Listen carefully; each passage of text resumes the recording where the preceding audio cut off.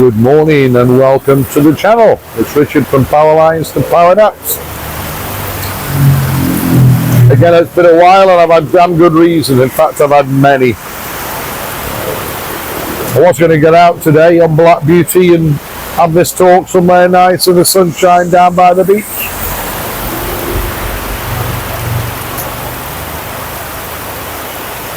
Not happening. You know why? This is why. It's raining again. Absolutely throwing it down. It's early on a Tuesday morning, and the weather here for the last few weeks, which is going to be one of my subjects, has been pretty relentless. Pretty damn relentless. Hopefully, the weatherman says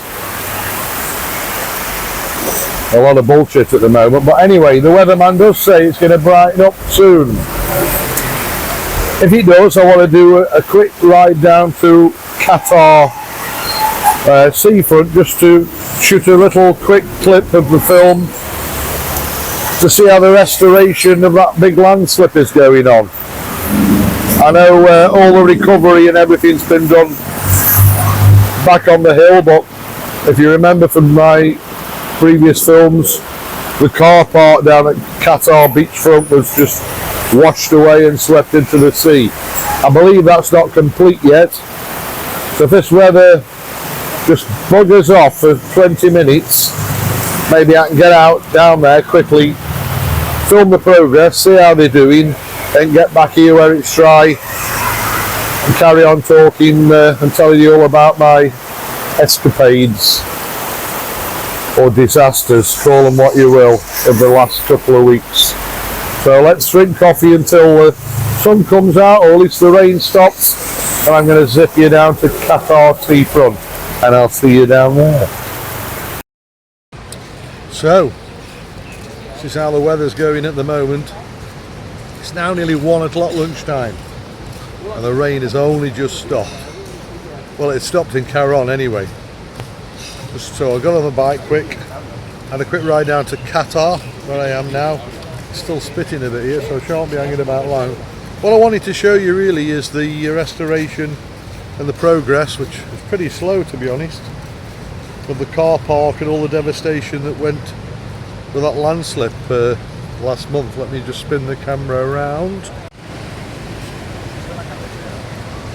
I was actually expecting more of a progress than what we see. You can see the remnants of the old sea wall down there, and it seems like here they've piled. Let me take you around here and maybe show you better. It's like they've piled loads of pipes, stacked them and filled them with gravel to try and support what ballast they're going to put in behind. But I'm sort of standing in the line of the old beach wall now, so they've got a long way to go to restore. And all this is a huge car park for mainly bikes and cars, but it really is a long way off being restored.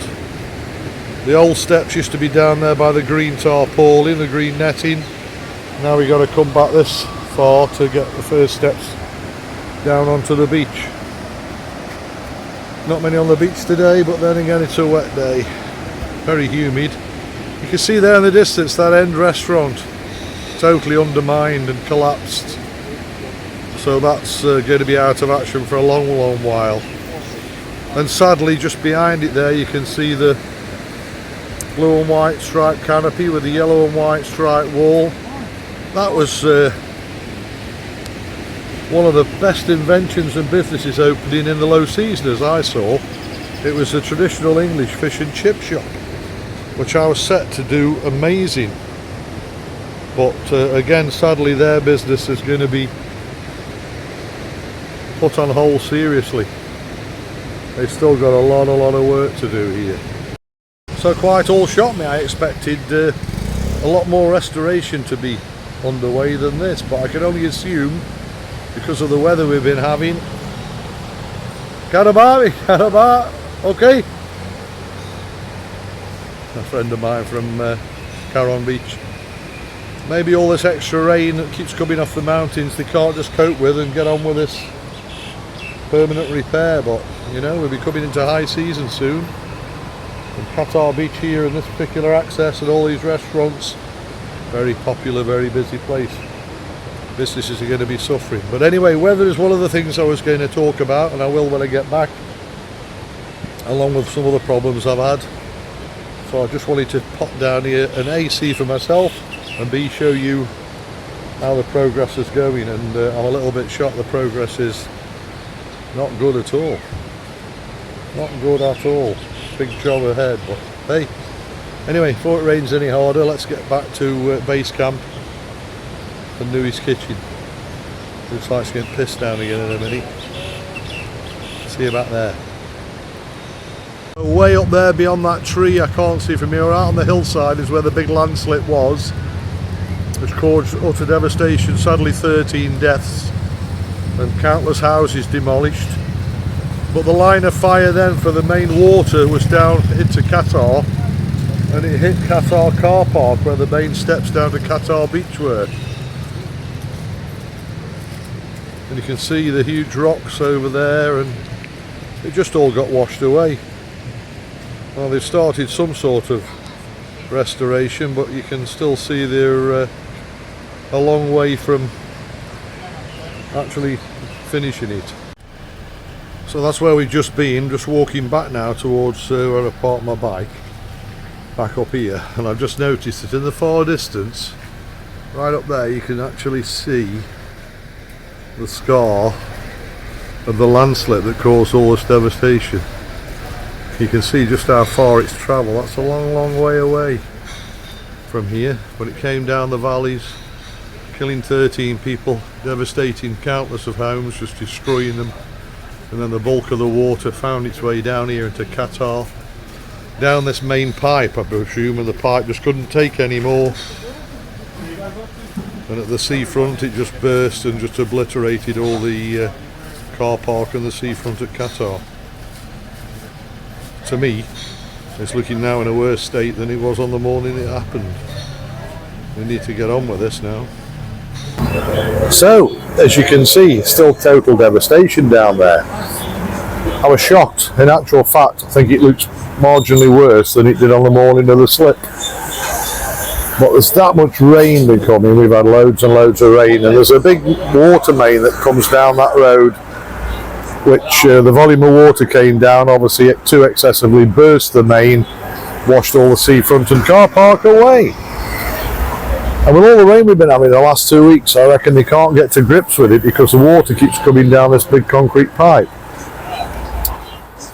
Now for me, I think they need to be digging back up that street where my bike was parked, 20-30 metres, finding that concrete main, putting a slow angle on it, diverting it down the side of the devastation and out into the sea, giving them a completely dry devastation zone to rebuild, re-foundation, re-concrete. Until they do that, I think they're pissing against the wind personally. But anyway, what the fuck do I know? I'm just a linesman. But anyway, the weather, it's been so bad. Okay, I know we needed the rain, but this is probably the worst monsoon session of rain constant we've had, and since we've been here nearly 3 years. So we basically had 2 weeks of rain, day and night, on and off. No mega devastating landslips, but we've had several, probably 8 or 10 reported landslips around Patong and around various parts of the island. Serious, but not as serious, not life-taking, not home-taking as far as I'm aware, but home-threatening. There's been some evacuations, and there's a lot of repairs on them as well at the moment. So the weather has just been, our Black Beauty's been out, like I said, a week last Wednesday with me and Peter for the day. That was the only one dry day I think we had in nearly 3 weeks now. So if that wasn't bad enough, about 4 or 5 days ago, I was dealt another devastating blow. I should have heeded the warning sooner. In fact, I should have heeded the warning in summer when I was back in England with my daughter Katie. If you're watching, Katie, sorry, but guess what? My phone actually died. I did notice a few little black spots in the very top corner of the screen, and I should have heeded the warning then. And then one afternoon last week, I looked at it and it was just a total, well, black screen apart from about that much at the top, which was lit with what was left of the screen. So it died mega style. So I had to get a new phone. You all know what it's like when you get a new phone. And if your old phone's still alive, it can be easy to transfer stuff across, but mine was dead. So it's been a bit of a ball ache, a bit of a nightmare getting everything back. I think I've got there now, hopefully everything's back. I've got my editing suite back from my YouTube. I'll prove the proof of that pudding later today or tomorrow when I put this together and put it out to you. So fingers crossed for that one. And it's just been a bit of a ball ache and a nightmare. I lost all my line activity. Line is like it's a bit like Messenger or WhatsApp, used a lot out in Asia. Line's a very good communication source and very popular in Thailand and used by the Thai tourist police. Thank you guys, thank you. So I lost all that, so I've had to, I couldn't reboot that, I couldn't get that back. That line account was set up many years ago whilst visiting Thailand or when visiting, and of course it was created using my old English phone number, and that's the only way of recovering it. So they wanted to send me an authorization code to my English phone, which hasn't existed for 3 years, so that's a non-starter.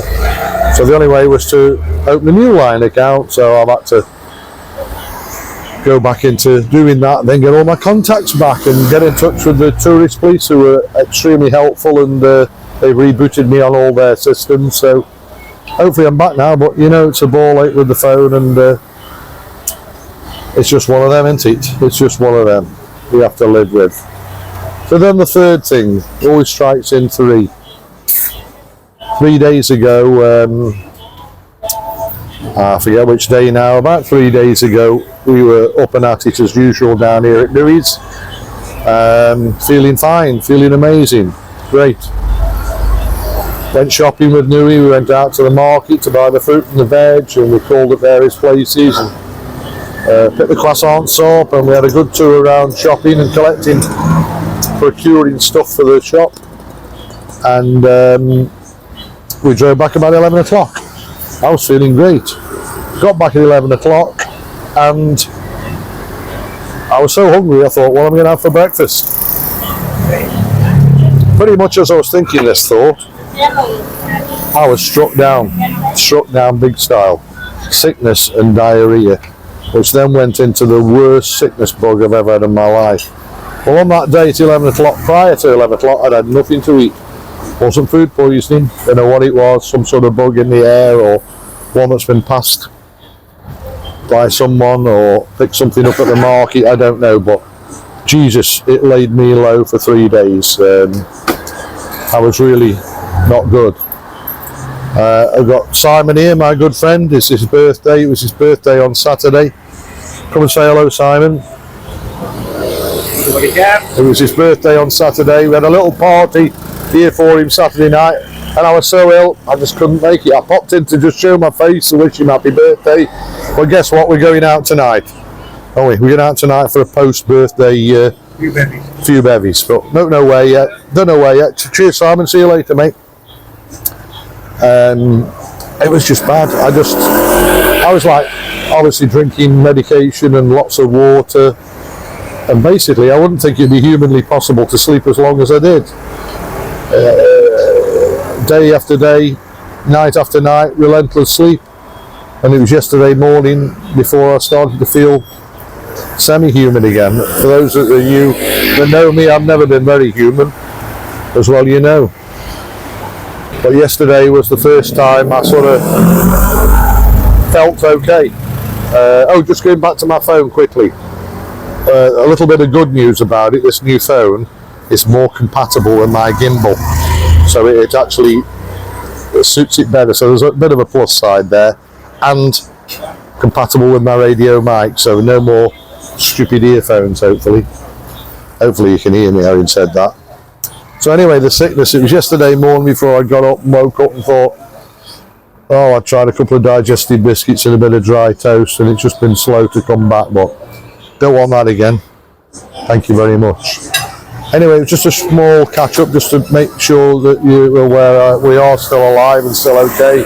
But we've had a few problematic weeks with weather, phones, sickness. And I'm going to leave this one here. But I'm going to leave you with three things, 3 comments. 3 of my top tips for living here as a foreigner in Thailand. Very important in my book. So number 1, respect. Hello Nina. Hello Nina. I can see you there in the background. Respect is huge in Thailand. So always smile, always show great respect for Thai people, Thai police, Thai everybody. You show them a smile and respect, they'll show you respect and smiles tenfold back. That's my number 1 tip. Tip number 2. Don't just sit back and let them help you, because they will. If you're in trouble or you're lost or whatever, they'll see you, they'll come and help you. I think some years ago, Katie, first time in Thailand, we were in Bangkok. Thank you. And a flip-flop broke. The foot. Little old lady ran out, dashed out, grabbed a bit of branch from a tree, took Katie's flip-flop, whittled a new roll plug for the bottom of it, and within 2 minutes she was back on the road. So they'll always come and help you. So my tip number 2, if you see a Thai person struggling with anything, trying to lift something too heavy or can't get the bike started or whatever, go and help them. They will love you for it. Tip number 3. Now this is the most important of all the tips. Remember this when you come to Thailand. Never, but never trust a fart when in Thailand. I'll let you work that one out. Thank you for watching. Thank you for subscribing. If you've not already done so, please do so. I've been Richard. This has been From Power Lines to Power Naps. Catch you again very, very soon. Hopefully with all problems solved and maybe the sun shining and black beauty out and me at a new location somewhere by a beach. Let's hope so, eh? Thanks again. See you on the next one. Bye for now.